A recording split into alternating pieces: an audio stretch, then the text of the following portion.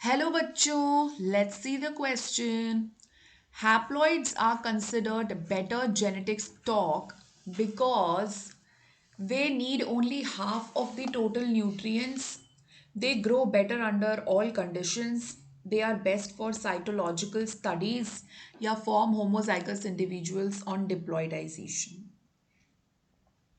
तो हैप्लॉइड्स को हम लोग क्यों स्टडी कर रहे हैं, क्यों बना रहे हैं? पहले तो कैसे बनाते हैं हम हैप्लॉइड्स को? तो हैप्लॉइड्स, अगर हमको हैप्लॉइड प्लांट्स बनाने हैं, then we'll have to do anther culture हम कर सकते हैं, पॉलन ग्रेन कल्चर कर सकते हैं, बिकॉज ये एक हैप्लॉइड होती है ना? या फिर हम ओवरी कल्चर भी कर सकते हैं, this is also haploid. So we can do this for obtaining haploid plants. ठीक है. अब देखिए यहाँ पर एक एक करके सारे ऑप्शंस को हम देख लेते हैं.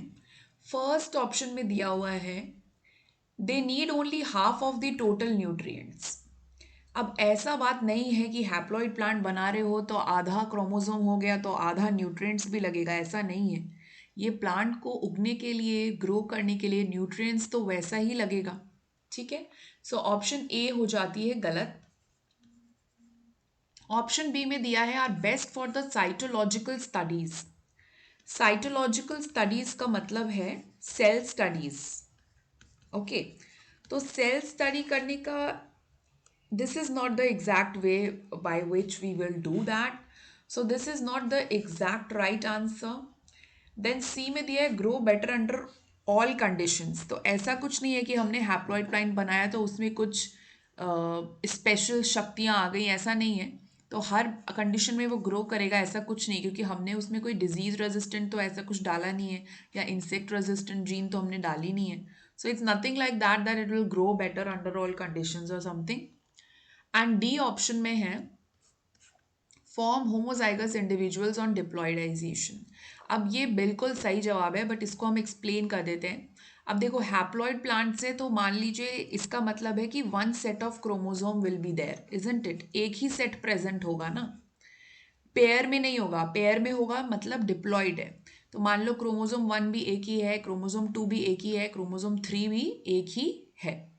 अब इसमें जो भी एलील होगा, चाहे तो कैपिटल ए हो, या इसमें जो भी हो, चाहे तो स्मॉल बी हो, या इसमें जो भी हो, चाहे तो कैपिटल सी हो. ठीक है, मैं रैंडम बता रही हूँ. अब अगर आप इसको डिप्लॉइडाइजेशन करते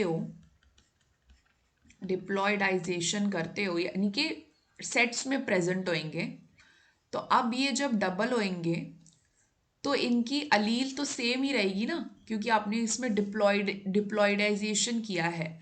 तो दूसरे वाले में भी कैपिटल ए ही होगा क्रोमोसोम 1 के. क्रोमोसोम 2 की अगर हम बात करें तो उसमें भी पहले जो स्मॉल बी था इसमें भी स्मॉल बी होगा. क्रोमोसोम 3 की बात करें तो पहले कैपिटल सी था, अभी भी कैपिटल सी ही होगा. समझ रहे हो? तो अब इसमें क्या हो रहा है, होमोजाइगस कंडीशंस ऑब्टेन हो रही हैं, इजंट इट? बिकॉज हमने डिप्लॉयडी करी है ना, सेम उसकी कॉपी हमने डिप्लॉयडी बनाई है.